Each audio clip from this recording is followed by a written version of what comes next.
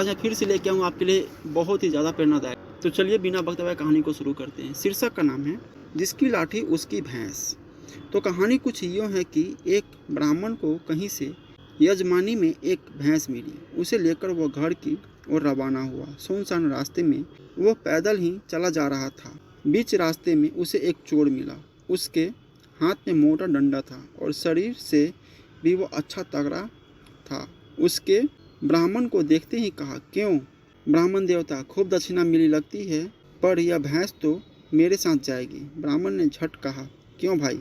चोर बोला, क्यों क्या, जो कह दिया सो करो। भैंस छोड़कर चुपचाप यहाँ से चलते बनो, वरना लाठी देखी है तुम्हारी खोपड़ी के टुकड़े टुकड़े कर दूंगा। अब तो ब्राह्मण का गला सूख गया। हालांकि शरीर बल में वह चोर से कम नहीं था, पर खाली हाथ वह करे भी तो क्या करे। विपरीत समय में बुद्धि बल काम आया।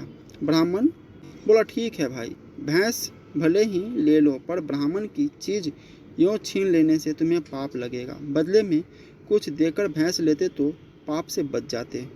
चोर बोला, यहाँ मेरे पास देने को धरा क्या है? ब्राह्मण ने झट कहा, और कुछ न सही, लाठी देकर भैंस का बदला कर लो। चोर ने खुश होकर लाठी ब्राह्मण को पकड़ा दी और भैंस पर दोनों हाथ रखकर खड़ा हो गया। तभी ब्राह्मण करक कर बोला, चल हट भैंस के पास से, नहीं तो अभी खोपड़ी दो होती है। चोरों ने पूछा, क्यों?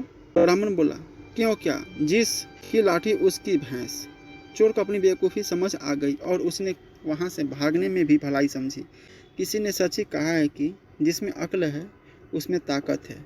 तो अब समझे कि यह कहावत यहीं से शुरू हुई, जिसकी लाठी उसकी भैंस।